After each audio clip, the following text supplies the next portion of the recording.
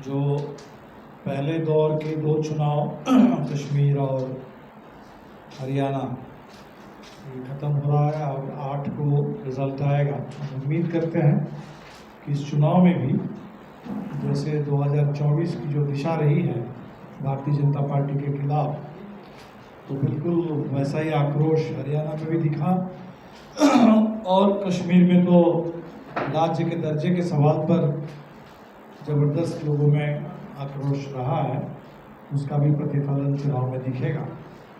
और इसके बाद झारखंड और महाराष्ट्र का नंबर आएगा, तो हम लोग झारखंड चुनाव की भी तैयारी कर रहे हैं। लेकिन फिलहाल जो बड़ा कार्यक्रम बिहार के लिए हमने तय किया है, बदलो बिहार नया यात्रा। हम देख रहे हैं कि नीतीश सरकार भी केंद्र की मोदी सरकार की तरह बिल्कुल लूट और झूठ की सरकार साबित हो रही है। ज़बरदस्त लूट है, जो पुल टूट रहा है उसके पीछे भी लूट है, ये जो तटबंध टूट रहा है इसके पीछे भी लूट और लापरवाही है।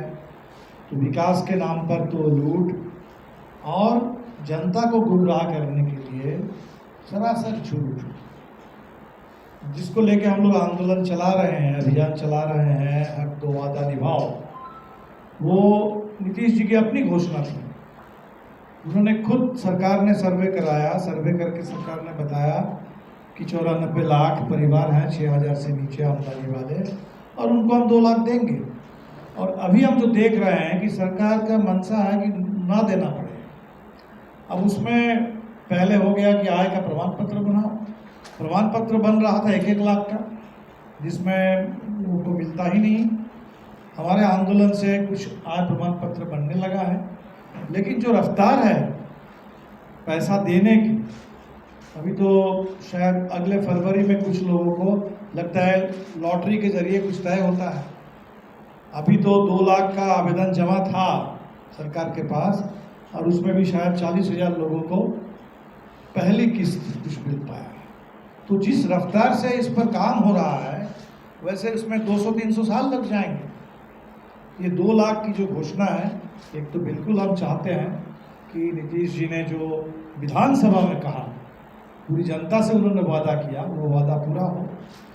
दूसरा, जैसे अभी स्मार्ट मीटर को ही लेकर के आप देख लीजिए, आज अखबारों में बड़ा बड़ा विज्ञापन छपा है सरकार की ओर से कि हमने बिजली पर इतनी सब्सिडी हमने दे दी। वो कह रहे हैं कि हमने बिजली की दर कम कर दी, और पूरे बिहार में लोग त्राही त्राही कर रहे हैं कि भाई स्मार्ट मीटर का जो पूरा हमला है, जिस तरह के बिल आ रहे हैं लोगों के पास, जो बिल 1 महीने में आता था वो 1 हफ्ते में आ जा रहा है, वो पैसा पहले आपसे ले लिया जा रहा है, और अगर पैसा नहीं जमा हुआ तो मीटर से आपकी बिजली कट जाएगी। तो पूरे लोग परेशान हैं, और नीतीश जी की सरकार बिल्कुल झूठ में मस्त है कि हम रेट कम कर दिए हैं।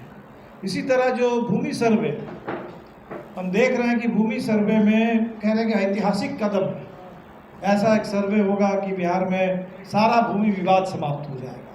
और भूमि विवाद को समाप्त करने के नाम पर नए सिरे से भूमि विवाद पैदा किया जा रहा है, भूमि संकट पैदा किया जा रहा है।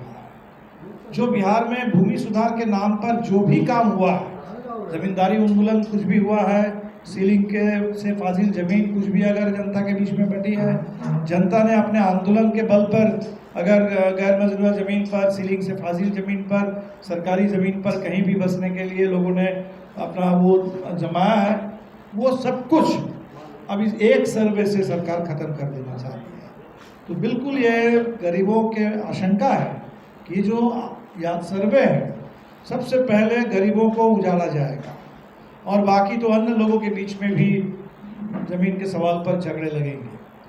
और नवादा में हमने जो देखा वो एक तरीके से एक झांकी है, एक पूरे बिहार में ऐसा माहौल बन गया है।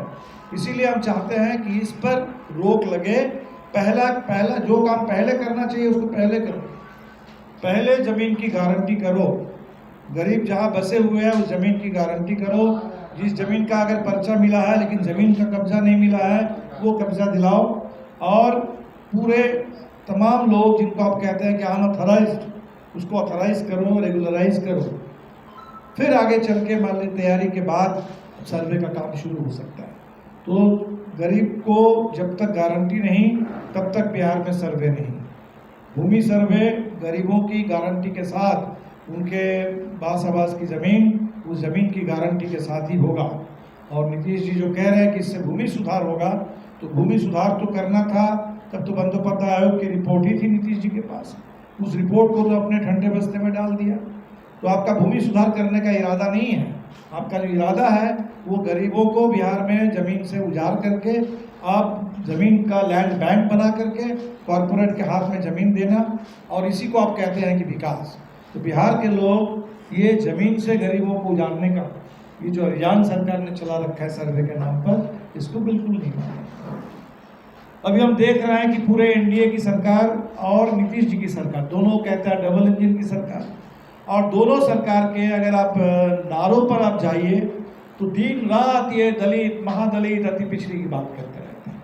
हमेशा ये कहते हैं कि हमने उनके अधिकारों के लिए, उनके हक के लिए ये काम किया, वो काम किया। लेकिन ज़मीनी सच्चाई क्या है? ज़मीनी सच्चाई है कि इस समय सबसे ज़्यादा बिहार में दलितों पर हमले हो रहे हैं। जो नवादा में हुआ, जो गया में हो रहा है, जो पूरे आपके मध्य बिहार के पूरे इलाके में हम देख रहे हैं, उत्तर में भी देख रहे हैं। और ये सारे मंत्री बने हुए हैं। जीतन राम मांझी जी भी मंत्री है, चिराग पासवान भी मंत्री है, नीतीश जी के समर्थन से सरकार चल रही है मोदी जी की।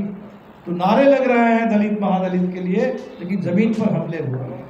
नारे लग रहे हैं यहाँ अति पिछड़ों के नाम पर। हमने देखा कि एक चंद्रवंशी ललकार सम्मेलन, सारे उसमें मंगल पांडे और गिरिराज सिंह आकर के चंद्रवंशी ललकार सम्मेलन कर रहे थे, और ज़मीन पर सुनील चंद्रवंशी माले के इतने लंबे समय के नेता, उन नेता की हत्या हो जा रही है। तो इस दलित उत्पीड़न जो बढ़ा हुआ है पूरे बिहार में, आंदोलनकारी कार्यकर्ताओं पर हमले हो रहे हैं, गरीब को उजाड़ा जा रहा है, ये भी बड़ा सवाल है।